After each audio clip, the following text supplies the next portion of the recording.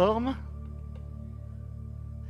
Votre semaine a bien démarré. Elle a bien démarré forcément puisqu'elle a démarré dimanche. Donc, alléluia, gloire à Dieu. Merci Jésus. C'est un privilège pour moi d'être avec vous ce soir. Il n'y avait pas de gâteau pour tout le monde. Hein. Vous avez vu que c'est celui qui se bouge qui attrape la bénédiction, non? J'avais envie de me lever, mais je me suis dit non, j'ai des kilos à perdre, je ne peux pas faire ça, je laisse ça aux autres. Hein. Alléluia, gloire à Dieu. Mais c'est quand tu te bouges que la bénédiction arrive. N'importe qui ici pouvait l'attraper avant Anaël, non? Mais elle a été plus rapide. Alléluia. Gloire soit rendue au Seigneur. Moi, je voudrais qu'on la félicite. Est-ce qu'on peut l'applaudir? Ça, c'est une preuve de foi. Alléluia. Gloire à Dieu. Merci Seigneur. Non seulement elle a eu la foi en se disant « je vais être la première », mais elle a eu la foi de le recevoir. OK? Elle a eu la foi, elle s'est dit « non, ça ne va pas être une blague, on va me le donner ». Et c'est ainsi que ça se passe avec le Seigneur. Gloire à Dieu. Dimanche, j'ai enseigné au sujet de la famille. C'est une continuité depuis le mois d'octobre.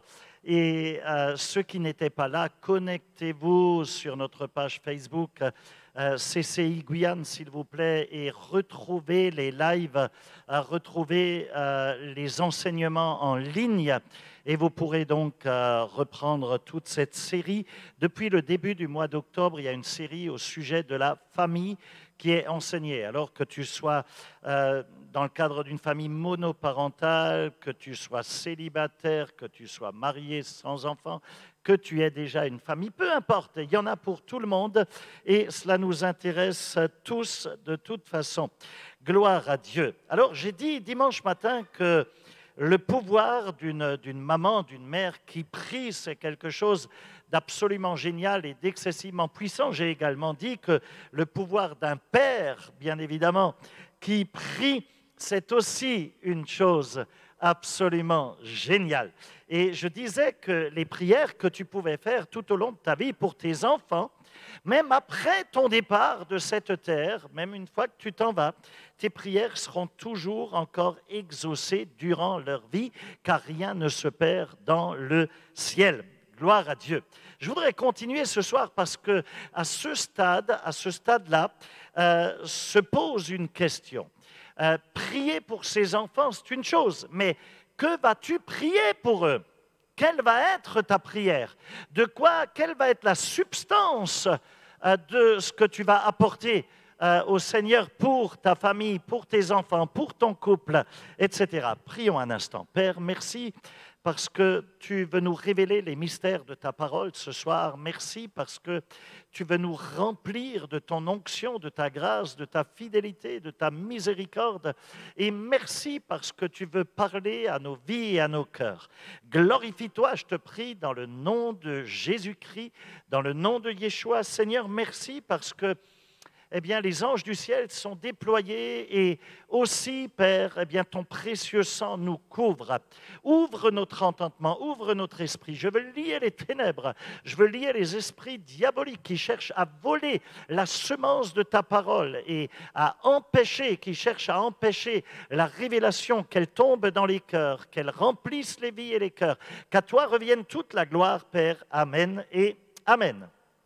Alors, que prier pour tes enfants et au niveau de ta famille?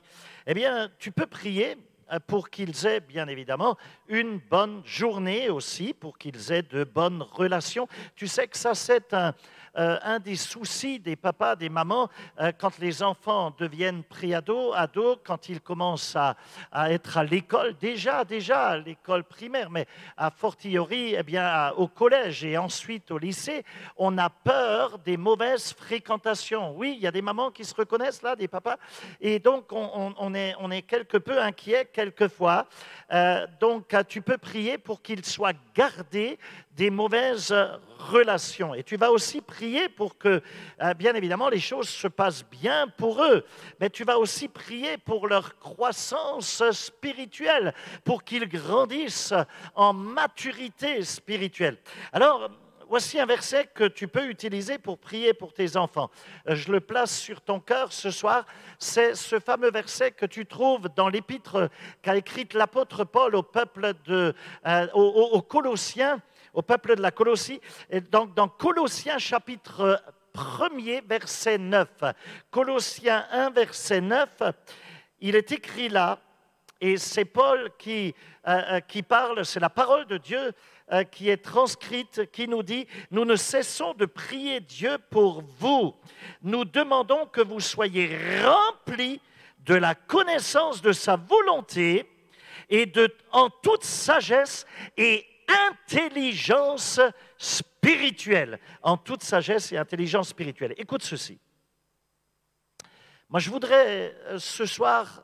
Alors, bien évidemment, je ne sais pas où tu en es. Tu as peut-être des enfants en très bas âge. Alléluia. Tu as peut-être des enfants qui sont plus grands ou peut-être que tu as eu des enfants qui se sont déjà envolés dans la vie ou qui sont sur un banc d'université ou qui sont déjà mariés, qui sont totalement autonomes. Mais je voudrais dire aux parents qui ont des enfants encore petits ou qui auront des couples qui envisagent d'avoir des enfants, qui vont avoir des enfants dans l'avenir. Je voudrais vous dire, n'attendez pas, s'il vous plaît, que vos enfants soient adolescents pour faire cette prière. N'attendez pas, pire qu'ils aient 21 ans, 23 ans, qu'ils s'envolent de la maison pour demander cela à Dieu, pour demander qu'il soit rempli de la connaissance de sa volonté en toute sagesse et intelligence spirituelle. Mais n'attendez pas que vos enfants soient déjà adultes pour demander cela au Seigneur. Cette prière, tu devrais commencer à la prier dès que tes enfants ont 2 ans, 3 ans, 4 ans, 5 ans. Et cela pour permettre à Dieu que dès petits, qu'ils accèdent tout simplement, qu'ils puissent attraper une sagesse spirituelle à quelque part. Quand tu demandes quelque chose, c'est comme une loi de cause à effet qui se met en place. Eh bien, Dieu agit, Dieu répond et c'est Dieu qui ouvre le cœur à ce moment-là de tes enfants. Donc, tu devrais commencer par là. Et c'est quelque chose que je place sur ton cœur. Peut-être tu n'as jamais fait attention à ce verset qui se trouve dans l'épître aux Colossiens, donc dans Colossiens 1, verset 9. Mais laisse-moi te dire, tu devrais vraiment, vraiment, vraiment prier cela, faire cette prière pour tes enfants. À quelque part, c'est l'une des façons dont nous élevons nos enfants à travers la prière. Les amener à une nouvelle stature spirituelle, à la connaissance de Dieu, etc. Donc, note ce verset parce que tu as des enfants, peu importe leur âge, repose-toi sur ce réma. Une troisième manière d'élever nos enfants, vous vous rappelez, j'avais parlé d'élever nos enfants. La Bible nous parle de notre responsabilité dans notre parentalité, dans l'exercice de la parentalité en tant que père, en tant que mère, dans le cadre d'un couple, dans le cadre d'une famille qui se crée, qui va avoir des enfants, etc. Il y a donc une responsabilité. Et je vous ai dit que Dieu nous demande d'élever nos enfants. Et le verbe « élever » pourrait aussi se traduire par guider, diriger, conduire, etc. Et je vous ai dit que élever les enfants, c'est aussi créer une atmosphère spirituelle qui va favoriser leur croissance. Leur croissance, c'est apporter une atmosphère qui favorise la croissance spirituelle. Et donc, une troisième façon d'élever nos enfants, c'est de faire grandir, écoute ce que je vais dire, c'est de tout faire pour développer et pour faire grandir une atmosphère d'amour dans nos maisons.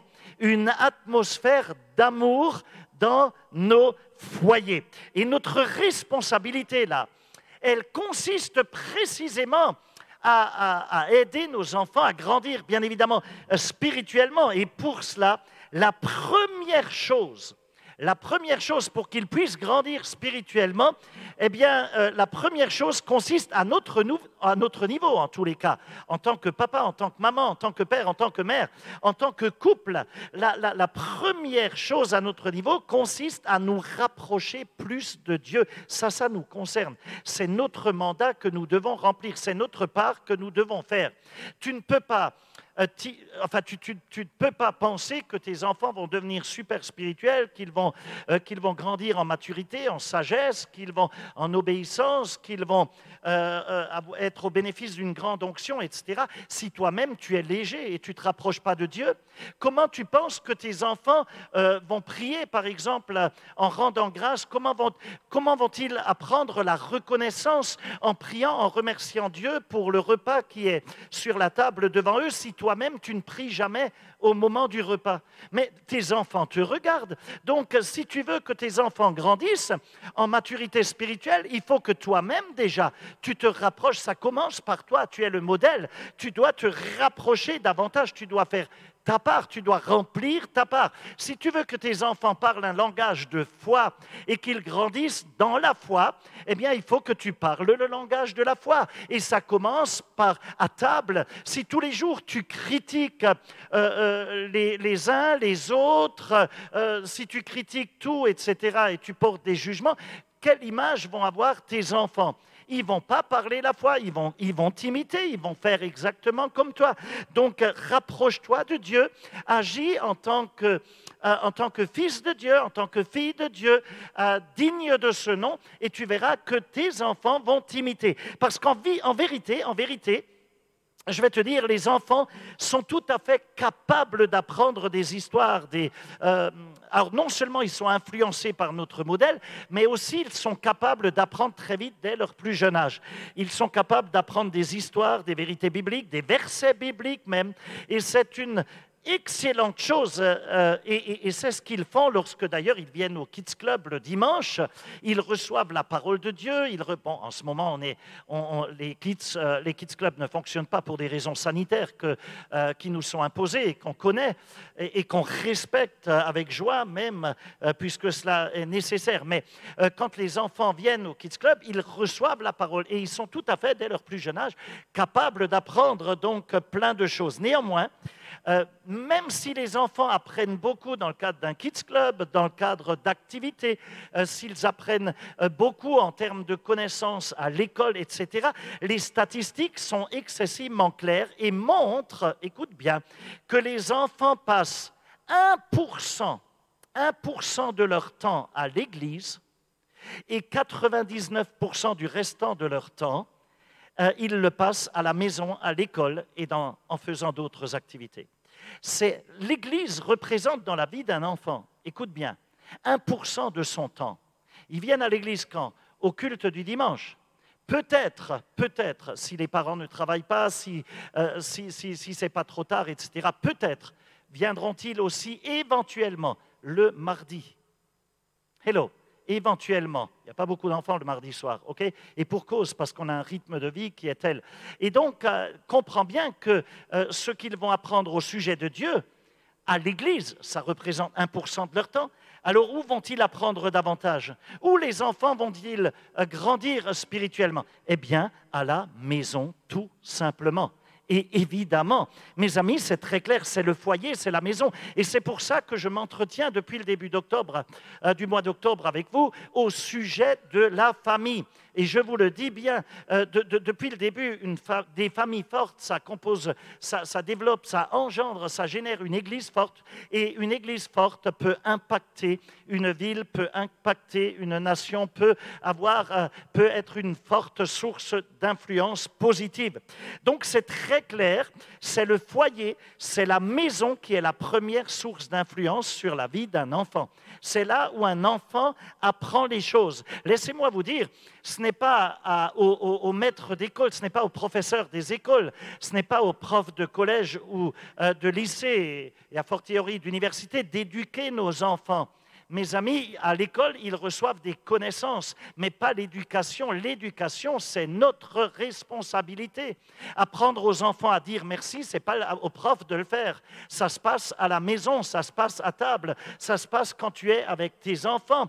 Respecter les autres, être gentil, user de gentillesse, de politesse, etc., ça s'apprend à la maison.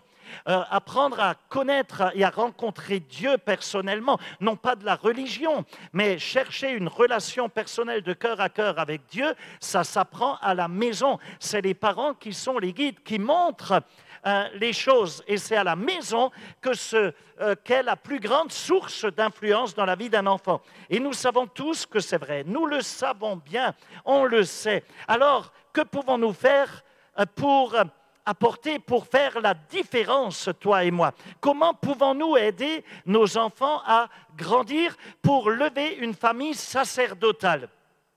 Écoute, un de mes versets préférés, et je te le partage ce soir, qui touche à la croissance spirituelle, note-le pour ne pas l'oublier. C'est un de mes versets préférés pour la croissance spirituelle. C'est le verset de Galates chapitre 4, le verset 19. Galates 4, 19. C'est encore l'apôtre Paul qui écrit là à l'Église. Il aime l'Église, Paul aime énormément l'Église, et il dit « Mes enfants, j'éprouve de nouveau les douleurs de l'accouchement pour vous, jusqu'à ce que Christ soit formé en vous. » L'apôtre Paul écrit donc là à l'Église qu'il aime, et il leur parle comme s'ils étaient, comme si l'Église, comme si les gens qui viennent à l'Église, comme si les frères, les sœurs, les disciples du Seigneur étaient des petits-enfants. Et laisse-moi te dire, Paul nous rappelle là aussi que quelquefois, pour ne pas dire souvent, cela peut être douloureux, écoute bien, cela peut être douloureux que d'aider les gens à grandir spirituellement. Tu l'as peut-être déjà compris, non? Tu l'as peut-être compris déjà dans ta propre vie, parce que grandir spirituellement, croître, connaître une croissance spirituelle dans sa vie, ça passe aussi par une transformation du caractère. Dis avec moi, caractère. Oh, chata karabai. Le caractère, tu sais, ce caractère, quand on est, ces aspects têtus, quand on n'a pas envie de changer, quand on veut toujours avoir raison, etc., etc., alors qu'au fond de nous, on sait bien que ce n'est pas vrai.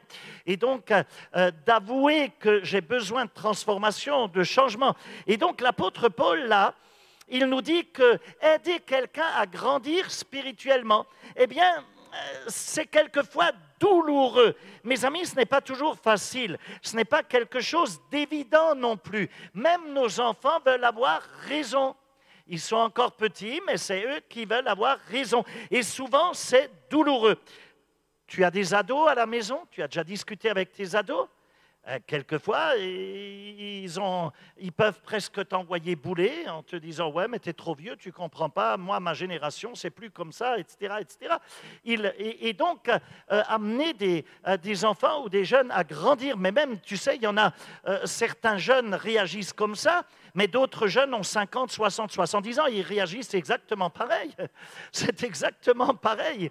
Et donc, comprends bien que ça peut être douloureux que d'aider quelqu'un à grandir. Alors souvent, on ne sait pas quoi prier non plus au niveau de nos enfants, dans la famille. On ne sait pas toujours, même avec nos disciples, on ne sait pas toujours si tu exerces un leadership ou si tu as une entreprise ou que tu es au boulot, tu as des collègues ou autres autour de toi et que tu as à cœur de prier pour eux, pour que l'atmosphère spirituelle change, pour que les choses s'assainissent, pour que les choses deviennent plus faciles. Tu ne sais pas toujours quoi prier, ni comment prier, ni faire preuve, ni quand tu dois faire preuve de patience, ni quand tu dois bousculer les choses pour que les choses avancent, etc. Parce que quelquefois, eh bien, il va falloir apprendre, parce que ce n'est pas le temps, mais donc il va falloir patienter, user de patience. Et à d'autres moments, il te faut taper dans le tas et bousculer les choses. Et donc, on ne sait pas toujours. Quelquefois, c'est compliqué de discerner ces temps. Et cela implique une forme, j'ai envie de dire, de douleur. La seule chose à laquelle, d'ailleurs, l'apôtre Paul savait comparer cette douleur, c'était de le comparer à la douleur d'un accouchement. La douleur de l'accouchement. Alors oui, je vous admets que j'en sais rien. Je n'ai pas expérimenté la douleur de l'accouchement. Vous le comprenez bien, je suis un homme. Donc, il m'est difficile de parler des contractions et de ce que cela implique comme douleur. Fred, est-ce que tu connais les contractions, toi? Non, tu ne l'as pas expérimenté. On est des hommes, donc c'est quelque peu difficile d'en parler. Mais tu sais quoi, j'étais là au moment de la naissance de nos deux filles. Okay? J'étais dans la salle d'accouchement au moment de la naissance de Flora et ensuite de la naissance d'Anaya Sharon. Et tu sais quoi, j'ai constaté qu'on dirait que ça fait vraiment très mal quand il faut sortir ce bébé. Et je dois l'avouer, vraiment, je me suis dit, tu as de la chance d'être un gars à ce moment-là, parce que c'est chaud, quoi, hein? C'est vraiment douloureux. Enfin, bon, certaines ici savent de quoi je parle. Et l'apôtre Paul, il dit que c'est à travers ce genre de douleur qu'il nous est quelquefois possible d'aider nos enfants à grandir spirituellement. C'est quelquefois à travers des douleurs qui ressemblent à cela qu'on va devoir traverser pour aider nos enfants à grandir spirituellement. Alors si tu penses que tu es confus, que tu as peut-être un peu trébuché ou que tu ne sais plus comment faire avec tes enfants parce que ça part en vrille, parce que tout n'est pas parfait actuellement, tu penses peut-être que, aïe, aïe, aïe, ça te déchire le cœur, ce qui est en train de se passer dans ta maison, c'est des bagarres tous les jours, c'est des cris, tu te dis, mais punaise, mais ça ne fonctionne pas, ça ne marche pas. Si c'est ton cas actuellement, réalise juste que peut-être dans ta propre croissance spirituelle, dans ta propre vie, est-ce que tu te rappelles de comment tu as dû travailler au niveau de ton caractère, etc. Peut-être que dans ta propre croissance, ça n'a pas non plus fonctionné comme tu le souhaitais. Oui ou non? Vous êtes avec moi?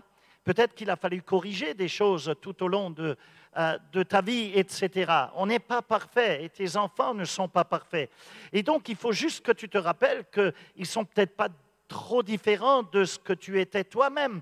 Je vous l'ai dit l'autre jour, les chats ne font pas des chiens, les chiens ne font pas des chats, la pomme ne tombe jamais loin de l'arbre, etc. Et donc, reviens un peu en arrière au niveau de ta propre vie et tu découvres que quelquefois, peut-être, tu es trop exigeant avec tes propres enfants ou trop sévère, etc.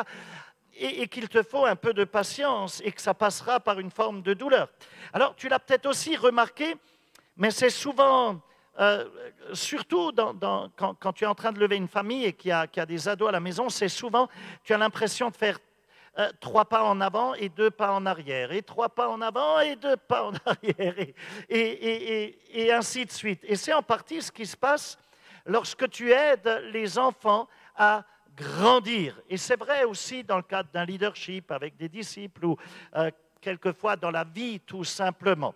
Alors à ce stade, qu'est-ce que tu peux faire sur le plan pratique? Que peux-tu faire sur le plan pratique? Tu le sais bien, Jésus est quelqu'un de très pratique. Ce que tu peux faire de manière pratique à ce niveau-là, c'est tout simplement de partager la parole de Dieu ensemble en famille. Est-ce que tu le fais? Est-ce que tu tiens un culte personnel à la maison? Est-ce que tu lis la parole de Dieu et tu partages ce que tu as lu à tes enfants, à ton épouse ou à ton époux, etc. Partage la parole de Dieu. Ne la garde pas égoïstement pour toi. Partage-la à l'ensemble de ta famille. Moi, j'aime partager à mes enfants des paroles réma que le Seigneur me donne, des paroles de sagesse, etc.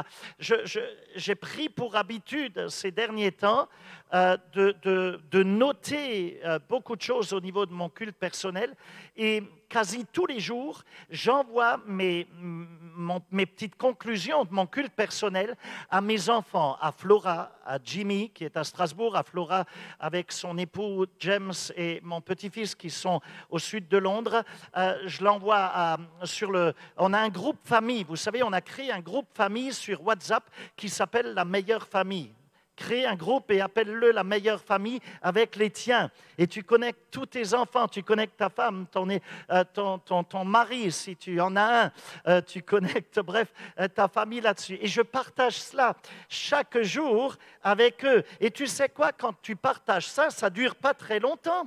Mais la sagesse qu'ils vont en retirer, la connaissance qu'ils vont en retirer, ça va durer. Ça va impacter leur éternité, ça va impacter leur choix, ça va impacter peut-être des décisions qu'ils vont devoir prendre durant la journée. Amène-les, tes enfants, ta famille, à connaître la sagesse de Dieu, à se connecter sur la ligne de haute tension du ciel, à se connecter sur l'intelligence d'en haut, sur la sagesse d'en haut. Je sais que certains d'entre vous, vous êtes peut-être en train de se dire, et puis ça cogite là-dedans, ça fume un peu là dans le champ de votre pensée, et vous êtes en train de vous dire à l'heure actuelle, maintenant, là, alors que je te parle, mais attends un peu, pasteur, moi je ne suis pas dans ce truc d'église depuis très longtemps, là, je pige que dalle à ce que tu racontes là ce soir. Moi je ne connais pas Jésus depuis très longtemps, ça fait que depuis 3 ou 4 fois que je viens dans cette église et je ne sais pas si j'ai des choses à communiquer à ceux qui m'entourent, à mes enfants, à mes parents, à mes amis, etc. Et puis d'ailleurs, qu'est-ce que je pourrais bien leur communiquer? La Bible, je l'ouvre, je lis, mais ça me prend la tête, j'y comprends rien, etc., etc. Et peut-être que tu es en train de penser de la sorte. Mais laisse-moi te dire, bien sûr que tu as des choses à partager. Bien évidemment que tu as des choses à partager. Tu as juste besoin d'une parole. Tu peux même prophétiser. Tu sais, il y a des prophéties qui n'ont pas besoin d'être ultra spirituelles. Si tu dis à quelqu'un « Jésus-Christ t'aime », tu es en train de prophétiser sur lui, non? Tu es en train de lui dire que le Seigneur l'a tellement aimé qu'il a préféré mourir pour lui sur une croix, payer le prix de ses malédictions, de ses péchés, de ses malheurs, de toutes les mauvaises choses qui polluent sa vie. Il les a pris sur lui tellement il t'a aimé. Jésus-Christ t'aime. Il a payé ce prix. Il a préféré mourir à ta place parce que c'est toi, à cause de tes péchés, qui méritais de mourir. Mais Jésus a préféré mourir à ta place que de devoir vivre toute l'éternité sans toi. Il t'aime à la folie. C'est un amour fou. Et donc, partager cela, juste, tu n'as pas besoin d'être expert en théologie, faire de la haute voltige théologique, etc. Simplement dire à quelqu'un, Jésus-Christ t'aime, lui partager, c'est une parole de bénédiction, c'est une parole de sagesse, c'est une parole qui résume l'Évangile dans son intégralité. Et tu sais, pour récupérer des choses à partager, il te suffit d'ouvrir l'Écriture, la parole de Dieu, la Bible, et tu cherches un peu de sagesse là-dedans, tu cherches quelques paroles là-dedans, et ensuite il te suffit de les transmettre, de les communiquer, d'envoyer un petit WhatsApp à tes amis, à tes enfants, à ta famille, etc., en leur disant « j'ai lu ça, c'est fantastique ». Juste un verset. Est-ce que c'est compliqué, mes amis? Bien sûr que non, c'est à la portée de tout le monde. Si tu n'as jamais ouvert la Bible de ta vie, ouvre l'évangile de Jean. Jean était l'apôtre qui posait sa tête sur le côté, sur le cœur de Jésus, qui aimait écouter battre le cœur de Dieu. Tu y trouveras plein de paroles extraordinaires. Ouvre le livre des psaumes, tu y trouveras des choses incroyables. Ensuite, tu retournes dans la parole de Dieu une fois que tu as transmis ces choses et tu y cherches un peu plus de sagesse pour le lendemain. Et tu communiques le lendemain à nouveau. Juste un jour à la fois, un jour après l'autre, tu communiques quelque chose à ta famille. Et c'est comme ça que ça marche. Ce n'est pas compliqué. Mais si tu ne le fais pas, qui va le faire? Qui va le faire? Et c'est comme ça que tu vas faire grandir ta famille ensemble et que tes enfants vont découvrir une dimension de foi, une dimension de sagesse, une dimension de relation de cœur à cœur avec Dieu. Lorsqu'ils seront devant un problème à l'école ou autre, ils se diront « Oh, mais papa m'a transmis ce verset dans l'Écriture. » Et ils diront « Jésus, aide-moi parce que ta parole le dit. » Et l'Esprit de Dieu pourra leur ouvrir l'esprit, pourra les aider, pourra créer des circonstances. C'est ainsi que tu fais grandir ceux qui sont autour de toi et que tu changes l'atmosphère spirituelle dans ta maison. Tu peux aussi lire des histoires de la Bible avec tes enfants, des histoires qu'ils n'ont peut-être jamais entendues, etc. À ce sujet, d'ailleurs, savez-vous que les éditions G12 France, dont nous sommes et que le pasteur Franck gère, nous allons lancer dans quelques jours, écoutez bien, dans quelques jours, ça va sortir des presses, dans quelques jours, la Bible des petits héros en français.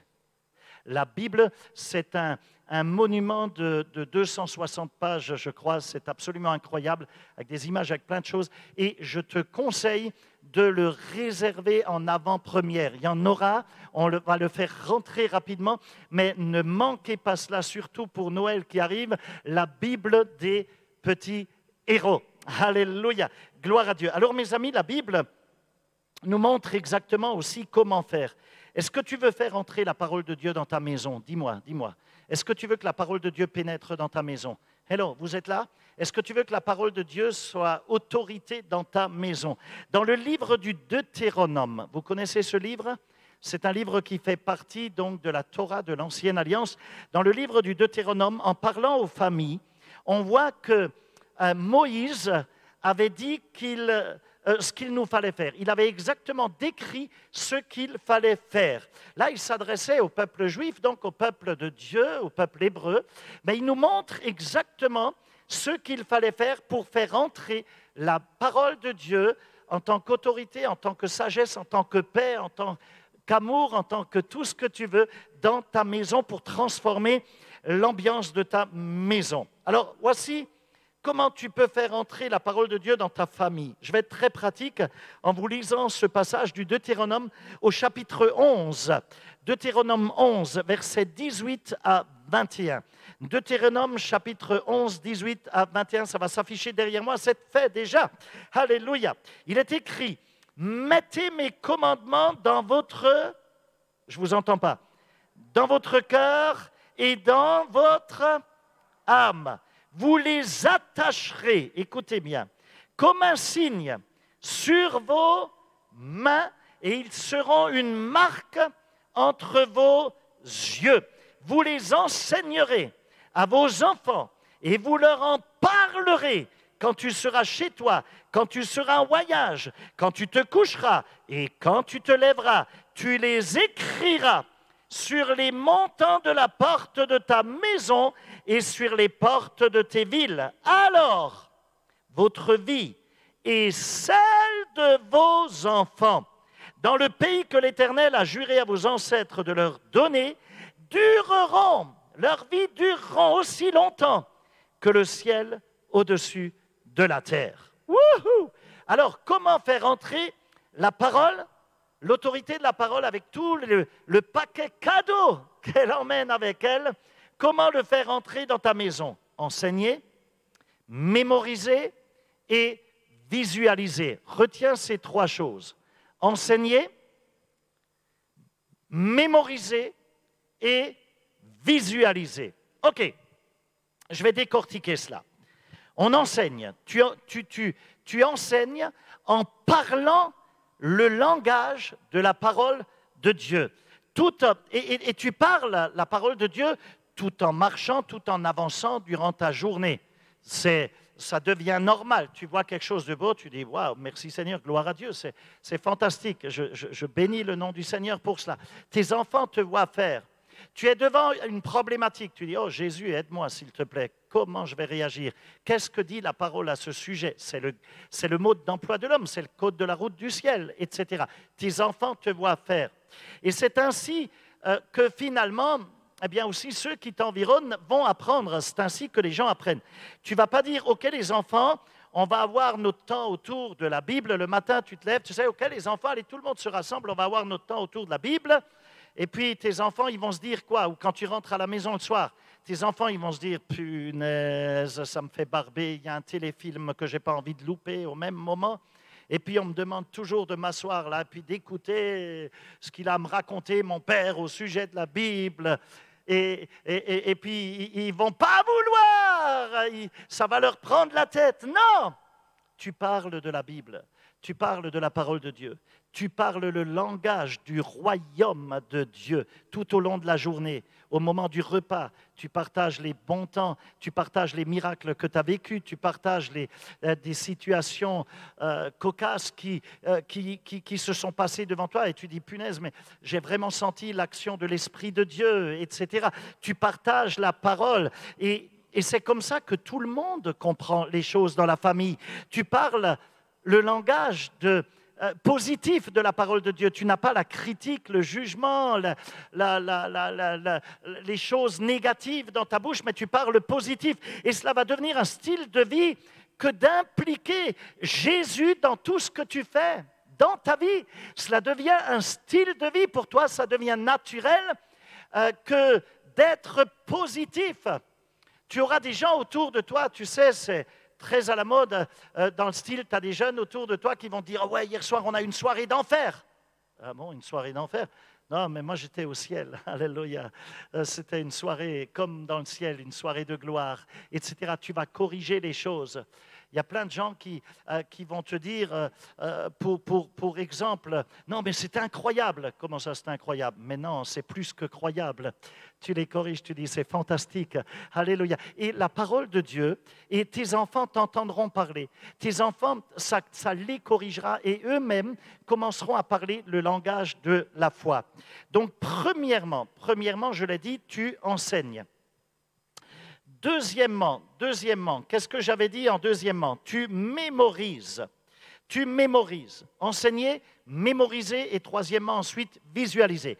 On mémorise. Tu amènes tes enfants à mémoriser la parole de Dieu. Alors, peut-être ce que tu peux faire, c'est les encourager à mémoriser un verset de l'Écriture. Ça peut être un verset avec une certaine régularité, par exemple un verset pour la semaine. Et probablement que tu vas commencer avec, avec un premier verset que tu connais toi-même par cœur, bien évidemment. Alors, comment tu peux aider tes enfants à mémoriser des versets? Ben, tu les écris, par exemple, sur un morceau de carton, ou j'en sais rien, tu le scotches sur ton réfrigérateur, sur le miroir de la salle de bain, pendant qu'ils se brossent les dents, ils le voient, ils le lisent, et puis tu le cites à table, ça devient un style de vie, et tu leur communiques ces choses. Et ensuite, tu les amènes à visualiser. Qu'est-ce que j'entends par là? Ben, tu les amènes à mettre des versets. Tu as vu, l'Écriture a dit dans le Deutéronome que le peuple de Dieu mettait la parole sur les mains et sur le front. Les poignets, les mains, poignets, les avant-bras en vérité, et aussi sur leur front, pour qu'ils puissent l'emporter absolument partout, tout au long de la journée. Alors, vous êtes peut-être en train de sourire en vous disant, mais ça va, ouais, je vais avoir des machins, je vais me tatouer avec la parole de Dieu, peut-être sur ma main, mon bras, et puis tant qu'à faire aussi sur le front, etc. Mais c'est ce que font les Juifs le jour du Shabbat, ils ne se tatouent pas. C'est ce qu'on appelle les fameux téphirim, les machins, les cordelettes avec la parole de Dieu, et puis aussi le petit cube là, avec la parole de Dieu qui se mettent certains sur le front ou sur les poignets jusque dans... Tu as déjà vu ça, non? Des images avec les téléfilms. Voilà, exactement. Et alors, je le conçois. Quand tu vois ça, par exemple, si tu n'es pas religieux, tu trouveras ça complètement idiot pour toi, complètement débile. Tu te dis, mais je ne vais jamais sortir comme ça, quoi, ce n'est pas possible. Mais là où je veux en venir, c'est que tu peux mettre écrire un verset de la Bible sur ton réfrigérateur.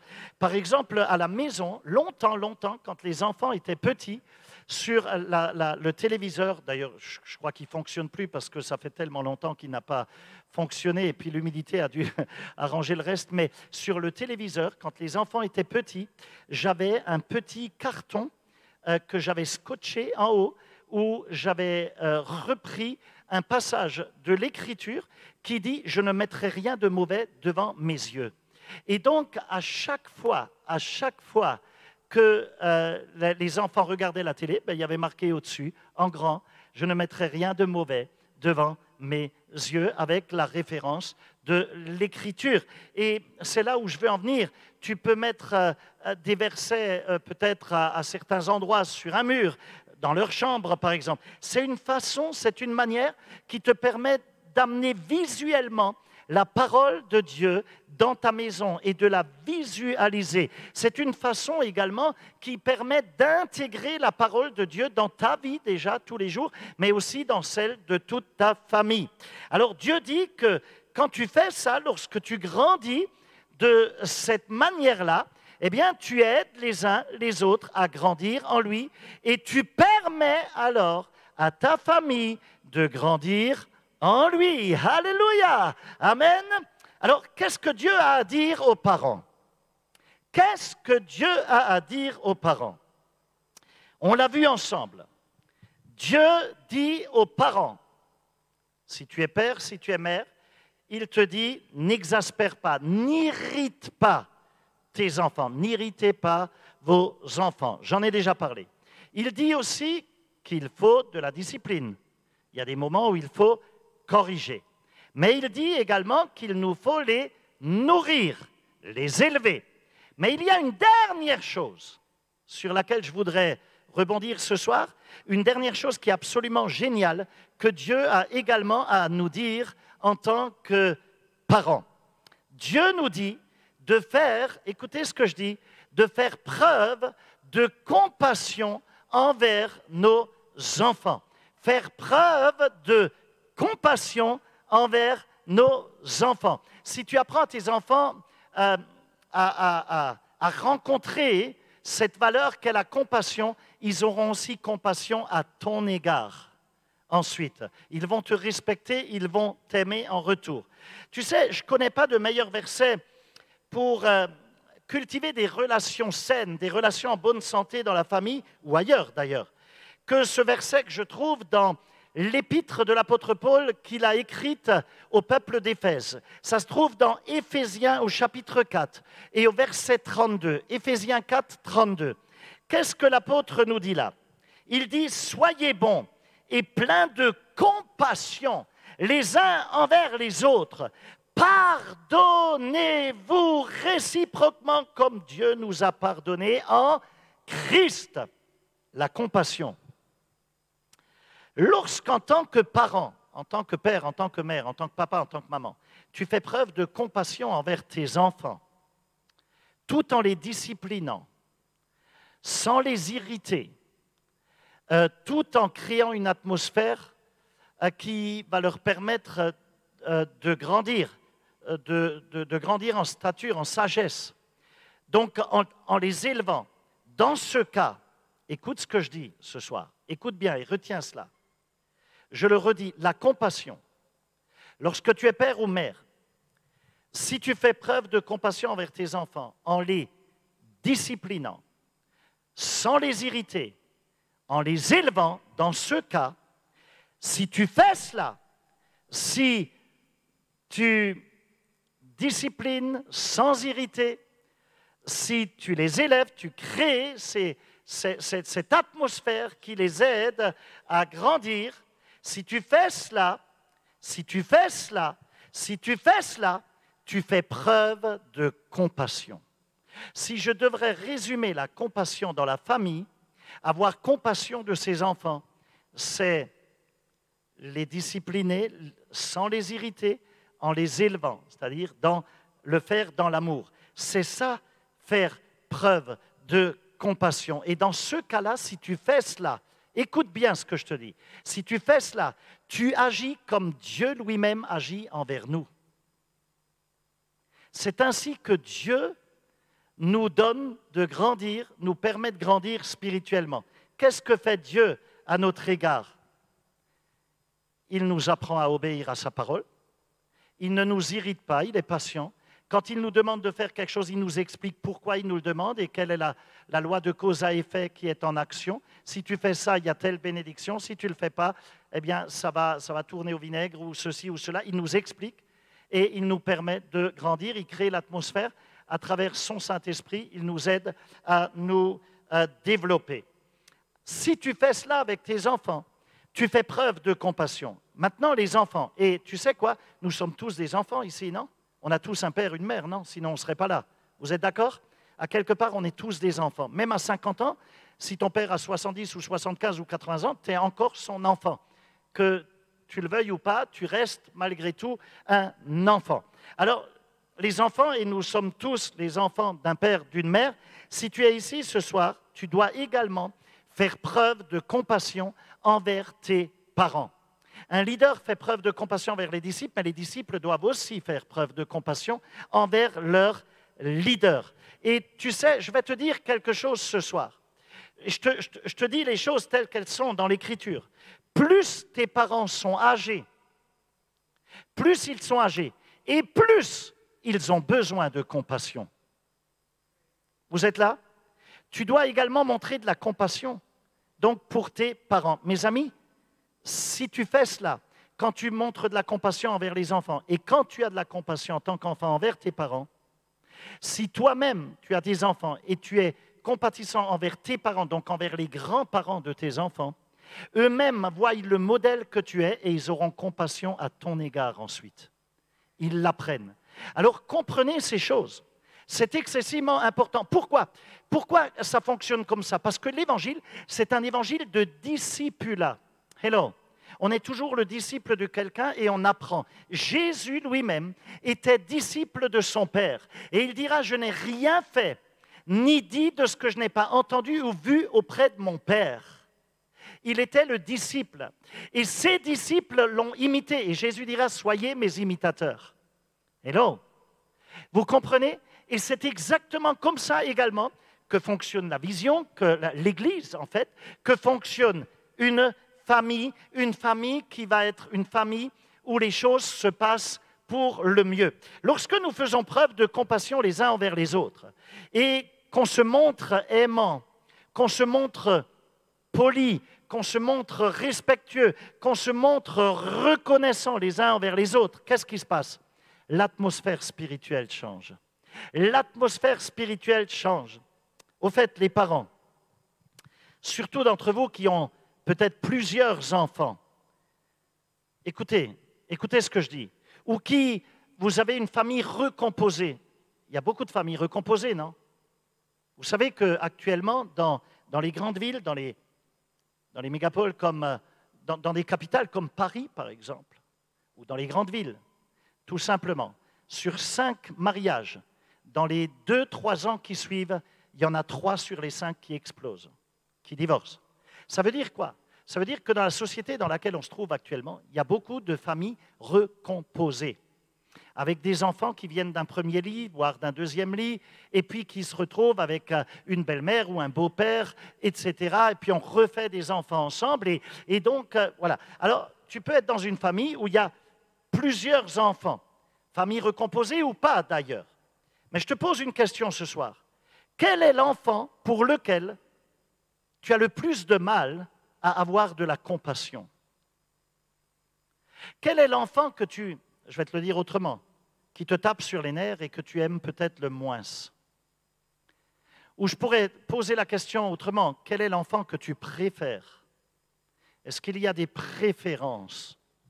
Laisse-moi te donner la réponse. L'enfant que tu aimes le moins, celui pour qui tu as du mal à avoir de la compassion, laisse-moi te dire, avec certitude, c'est quasi toujours l'enfant qui te ressemble le plus. C'est celui qui te ressemble le plus. C'est celui qui réagit comme toi. J'ai aucun doute à ce sujet. Plus tes enfants te ressemblent et plus tu te vois en eux. C'est comme un miroir. Et plus tu te vois en eux, et plus ça t'irrite parce que plus tu vois tes propres erreurs. Plus tu vois ton propre caractère. Plus tu vois... Vous me suivez? Et plus ça t'irrite. Et plus il t'est difficile de faire preuve de compassion à leur égard. Mes amis, c'est comme cela que ça fonctionne. Alors s'il te plaît, oblige-toi, prends la décision de faire preuve de compassion envers tous tes enfants. Et même ceux que tu n'as pas envie d'aimer parce que peut-être qu'ils te ressemblent beaucoup, tu devrais les aimer encore plus. S'il te plaît, fais la paix avec toi-même et aime-les tous de la même manière. Dans le psaume 103 au verset 13, heureusement que Dieu ne réagit pas comme ça, hein? Et pourtant il nous a fait à sa ressemblance, non? Hello? Amen? Heureusement qu'il nous aime de manière égale. Dans le psaume 103 au verset 13, il est écrit « Comme un père a compassion de ses enfants, l'Éternel a compassion de ceux qui le craignent. » Mes amis, ce mot « craindre » là, le mot « crainte » dans ce contexte-là, il signifie ici le fait d'avoir un profond respect, d'avoir de l'honneur, d'avoir de la reconnaissance pour qui Dieu est vraiment et pour ce qu'il est. C'est-à-dire d'avoir de la reconnaissance, du respect, de l'honneur pour Dieu. La crainte de Dieu, c'est ça. Ce n'est pas avoir peur Ça n'a rien à voir avec la peur. La peur, elle paralyse. La peur, c'est un venin diabolique. Je parle là de la crainte de Dieu dans le sens noble du terme, qui signifie respecter, honorer, aimer Dieu, etc. Et là, je pose une question. As-tu découvert, as-tu fait l'expérience de la compassion de Dieu que Dieu exerce à ton égard dans ta propre vie? Est-ce que tu as réalisé la compassion, l'amour de Dieu à ton égard, cet amour qui vient d'en haut, cette compassion qui vient d'en haut? Il faut que tu l'expérimentes. Si tu ne l'as pas expérimenté, si tu penses que Dieu est loin comme les étoiles, qu'il a autre chose à faire actuellement, qu'il a d'autres choses qu'il a des dossiers hauts comme ça à s'occuper par rapport à ceci ou cela, et si tu penses qu'il t'a oublié, non, reviens un peu à la source. Dieu t'aime. Dieu est omnipotent, omniprésent, omniscient. Il est partout à la fois. Il connaît tout, il te connaît. Tu fais partie de son plan. Il t'a connu avant même que tu sois engendré sur cette terre, manifesté sur cette terre lorsqu'il a permis que deux ADN, un père, une mère, se rassemblent pour que tu puisses être engendré et sortir de là et être manifesté sur cette terre. Mais tu existais déjà dans son conseil de gloire, dans son cœur depuis toute éternité. Tu as un prix, tu as une valeur. C'est incroyable. Tu es précieux à ses yeux. C'est par là qu'il faut que tu commences. Si tu n'as pas expérimenter l'amour de Dieu, je ne te parle pas d'expérimenter une religion, mais laisse les religions de côté. Les religions sont la source de toutes les guerres. Mes amis, mais ouvrez les yeux. On tue au nom de Dieu, c'est ça la religion. Chacun pense avoir la vérité. Chacun pense qu'il a l'échelle la plus haute qui atteint le ciel. Venez avec moi, on vous montre le chemin vers Dieu. Tu rigoles ou quoi? Déjà du temps de Babel, tu te rappelles de l'histoire de la tour de Babel? En Babylonie, déjà, on voulait construire une tour pour atteindre Dieu, et Dieu a cassé ça. Mes amis, ça ne fonctionne pas, il n'y a pas d'échelle assez haute. Je te parle d'avoir fait l'expérience de rencontrer Dieu de cœur à cœur, d'avoir expérimenté sa compassion, son pardon, d'avoir expérimenté une paix qui surpasse ton intelligence, qui a amené une transformation de cœur.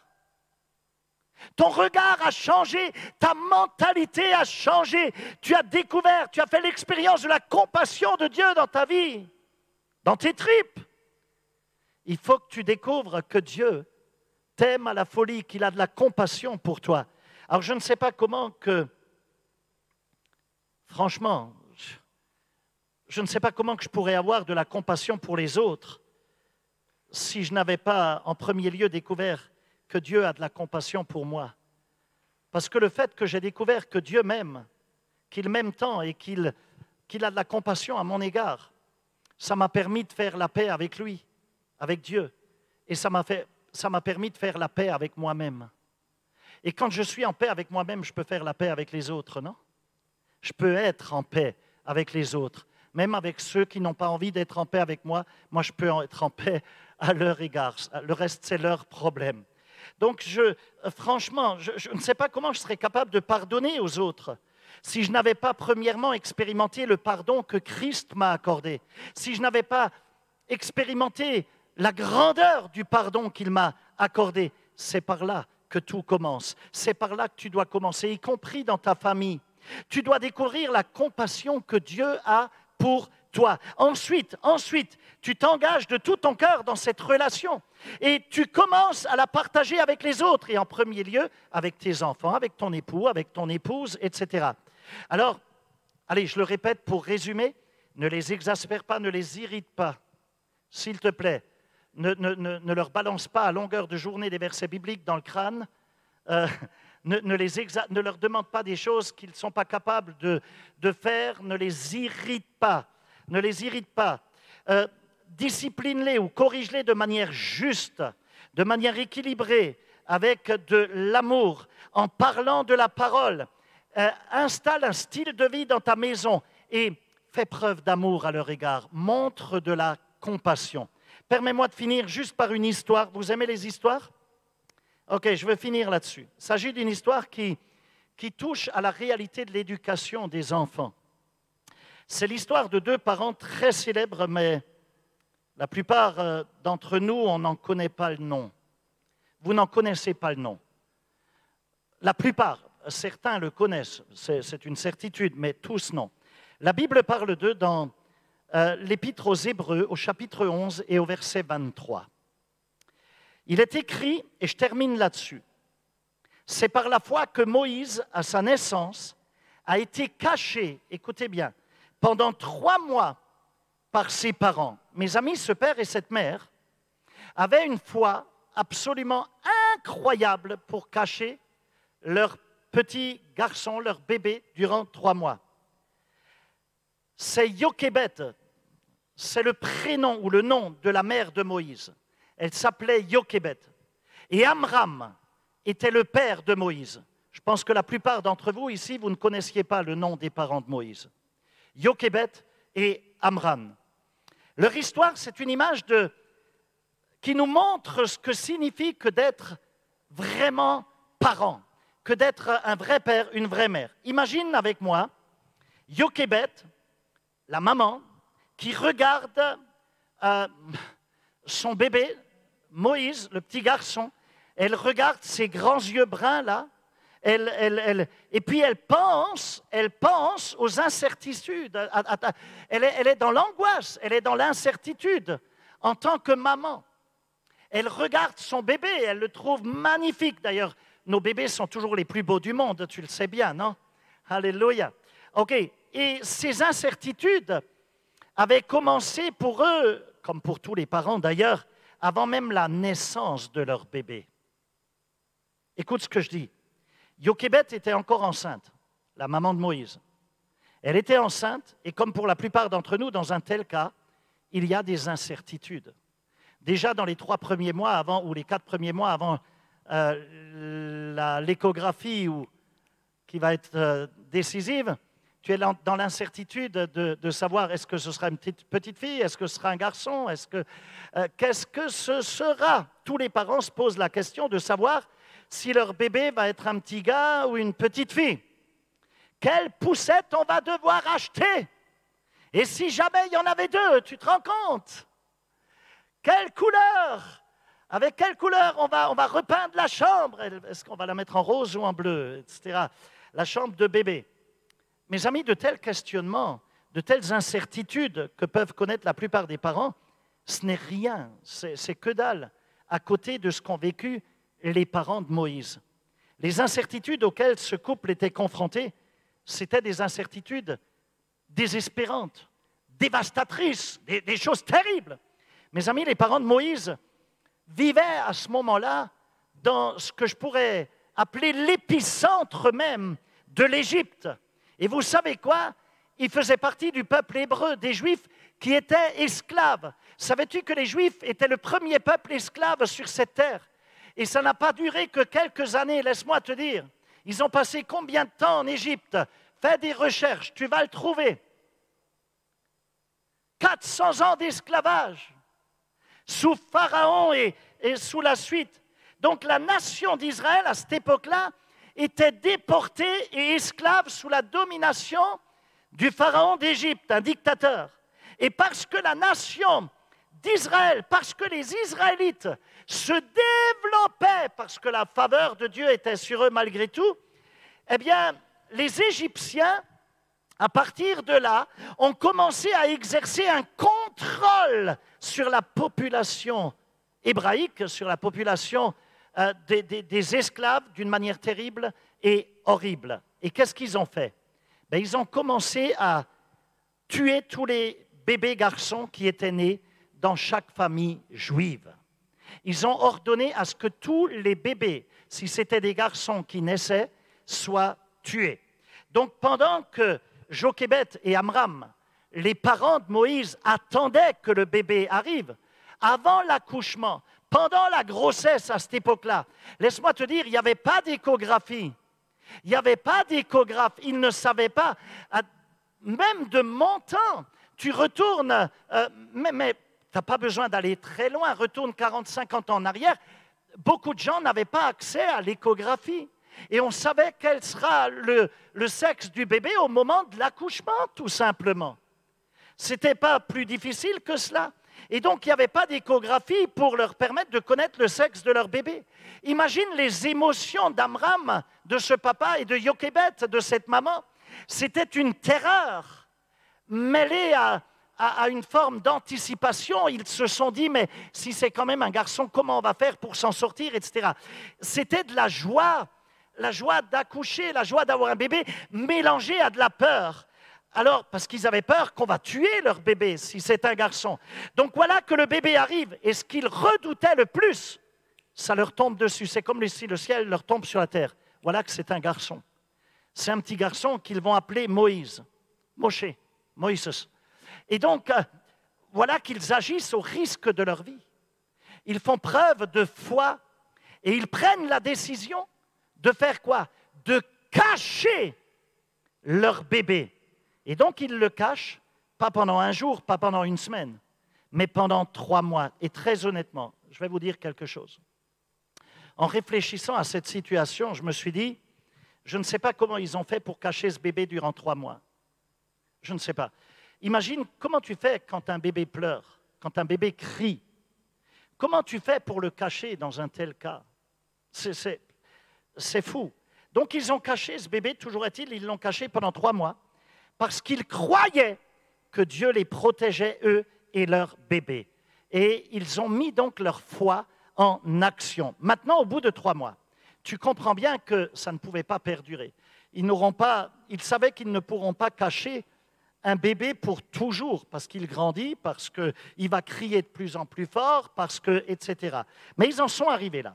Mes amis, ces parents étaient dans l'incertitude la plus totale. On pouvait rentrer chez eux et tuer leur garçon. Il y avait un édit du Pharaon qui était édité, une loi qui disait qu'il faut dégager tous les mâles, tous les bébés, garçons, mâles, donc des familles juives. Et Jochebed, elle tremblait à ce moment-là, elle était dans l'incertitude, elle prend son bébé Moïse et elle le met dans un petit panier qu'elle avait enduit pour le rendre étanche et pour qu'il flotte sur le Nil. Tu te rends compte? Sur le Nil, sur un fleuve. Sur un fleuve.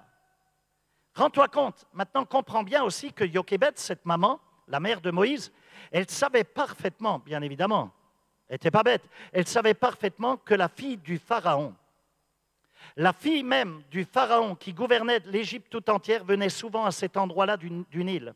Elle le savait. Et donc, elle espérait, elle avait la foi, elle avait prié pour que la fille du Pharaon verra le bébé Moïse qui flotte là dans le panier et qu'elle le recueille pour l'emmener chez elle.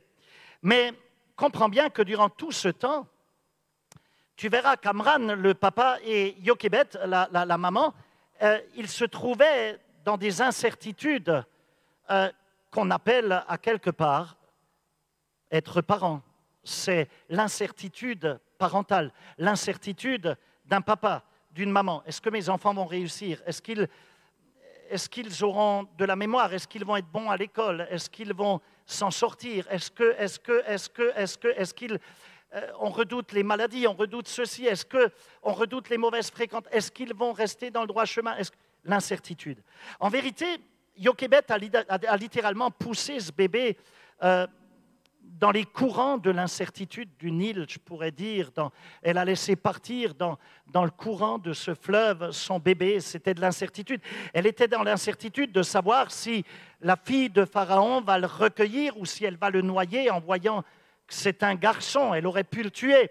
Elle était dans l'incertitude de savoir si, en voyant le bébé, elle l'acceptera de le prendre chez elle, avec elle. Elle était dans l'incertitude totale au sujet de l'avenir de Moïse. Elle était dans l'incertitude de savoir si elle reverrait un jour le bébé. Peut-être qu'elle s'est dit, non, il va mourir, ça sera perdu pour toujours. Et c'est là une image incroyable de ce qu'est être papa et maman, non? Tu ne sais pas comment vont finir tes enfants. Est-ce qu'ils vont rester dans le droit chemin? Est-ce qu'ils vont faire une sortie de route, des bêtises? Dans quelle situation tu les retrouves demain? La parentalité, c'est aussi, à quelque part, une incertitude. Mais une incertitude que tu planifies toutefois.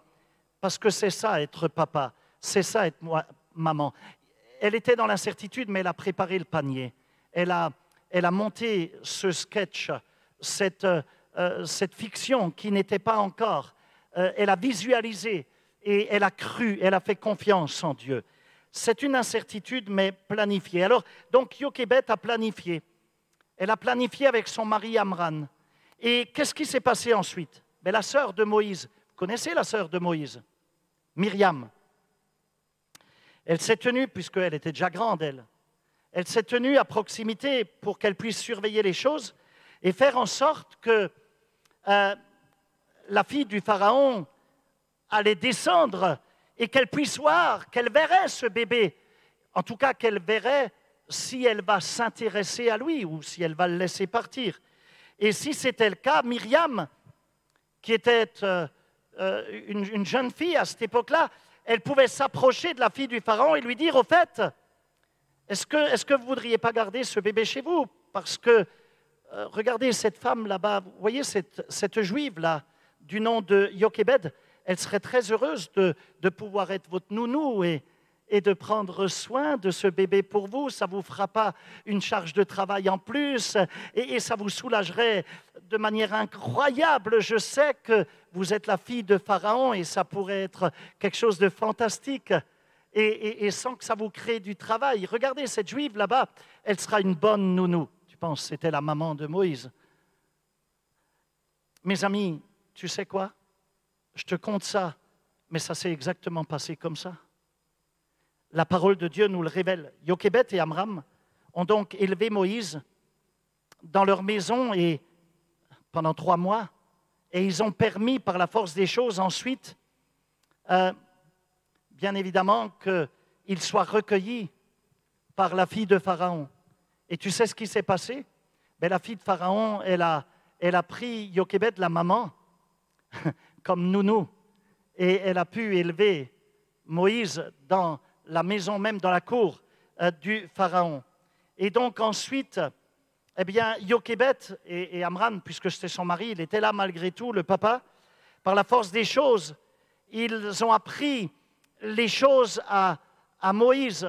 Ils lui ont fait découvrir une dimension de foi extraordinaire et ils lui ont communiqué une foi suffisante pour qu'il devienne lui-même à son tour un jour le dirigeant d'une nation, ou plutôt pour conduire sa nation, le peuple juif, vers la liberté et les sortir de cette situation d'esclavage pour les conduire dans le pays promis.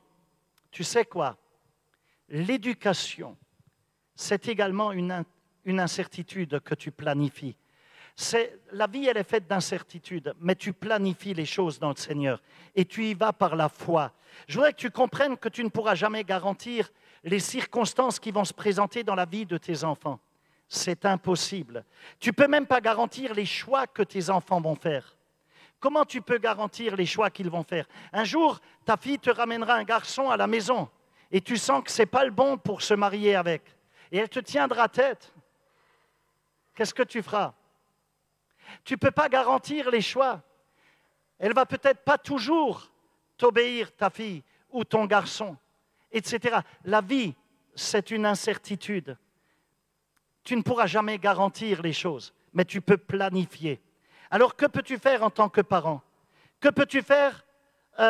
Qu'est-ce qu'a fait Jochebed? Eh bien, ce qu'a fait Jochebed, tu peux le faire. Qu'est-ce qu'elle a fait? Elle a planifié le panier qui flotte. Ensuite, elle l'a mis au bon endroit, au bon moment. Et ensuite aussi, qu'est-ce qu'elle a fait? Elle a fait confiance à Dieu. Voilà ce que toi et moi, nous pouvons faire. Et laisse-moi te dire, et je termine là-dessus, ce qui compte, c'est une foi que tu vas exprimer à travers l'amour. Et ça, tu peux le faire. Alors, je finis. Je voudrais m'adresser ce soir, juste pour terminer, à ceux qui se battent en tant que parents, mais aussi si vous vous battez avec vos parents, ou même si vos parents sont âgés. Vous êtes en âge de maturité aujourd'hui, mais vous vous bagarrez encore. Regardez en arrière un instant. Reste dans la confiance. Cherche la paix auprès du Seigneur. puis, s'il te plaît, si tu as des enfants où ça n'a pas toujours tourné rond, arrête de t'en vouloir. Arrête de culpabiliser. Ça ne changera rien, ça ne sert à rien. C'est ce que veut le diable. Il veut te charger davantage, mais ce n'est pas correct. Commence à faire confiance au Seigneur.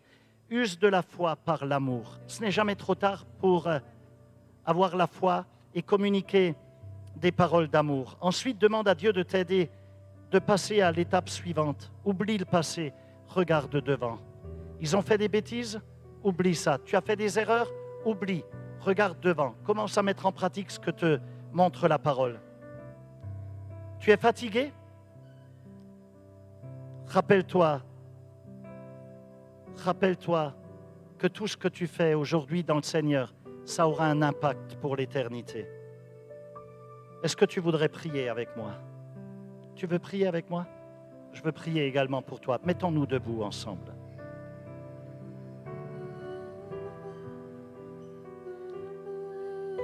Je sais, être parent, c'est de l'incertitude, mais tu peux planifier. Tu peux planifier. Et Dieu, par la foi, va conduire. Prions ensemble. Tu peux répéter cette prière aussi avec moi si tu le veux. Père, je te remercie ce soir.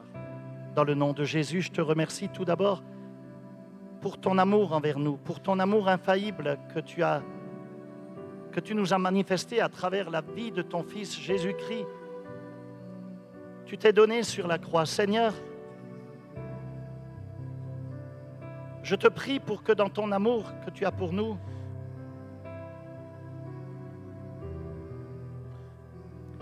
que tu nous donnes la force d'aimer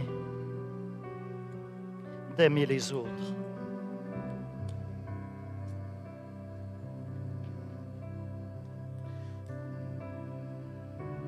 Donne-nous la force de les aimer. Je veux te prier particulièrement pour les parents en ce moment même. Seigneur, donne-leur des forces nouvelles, une grâce nouvelle, pour qu'ils puissent exceller dans cette tâche merveilleuse, géniale. Mais quelquefois aussi, être parent, ça peut nous paraître effrayant, épuisant même. Alors donne-leur la force pour qu'ils puissent manifester une foi dans l'amour, la foi dans l'amour.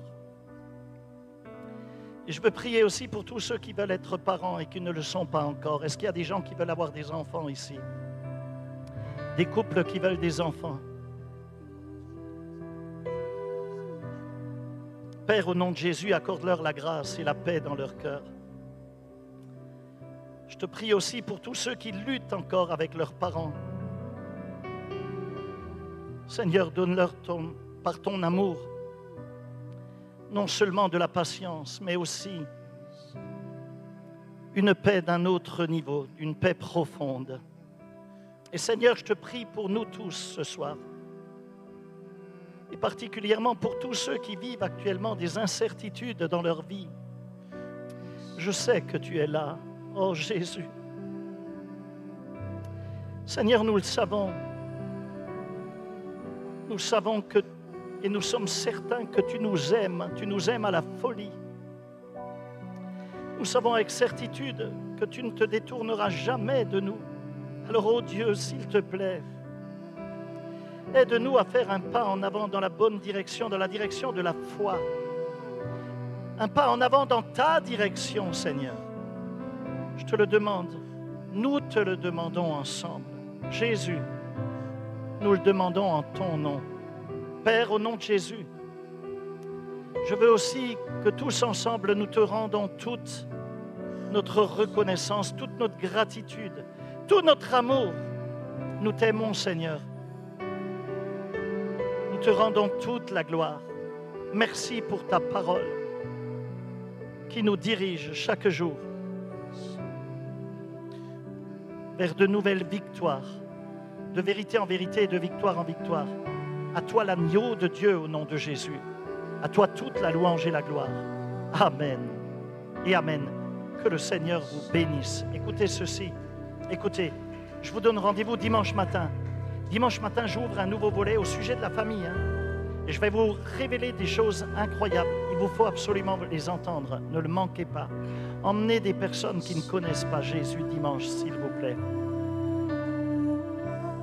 Soyez fidèles à la parole de Dieu. Même dans l'incertitude, faites confiance au Seigneur. Comme Jochébed, comme Amram, leur enfant est devenu le libérateur de toute l'Égypte. Votre famille va servir le Seigneur. Même si vous pensez que tout va de travers jusqu'à maintenant, croyez qu'il n'est pas trop tard, que Dieu va changer les choses, que Dieu va transformer les situations. Est-ce que vous le croyez? Si vous le croyez et si vous agissez selon la parole, il va le faire. Elle va s'accomplir, sa parole. Une dernière chose, je vous aime très fort, que Dieu vous bénisse. Allez dans la paix du Seigneur.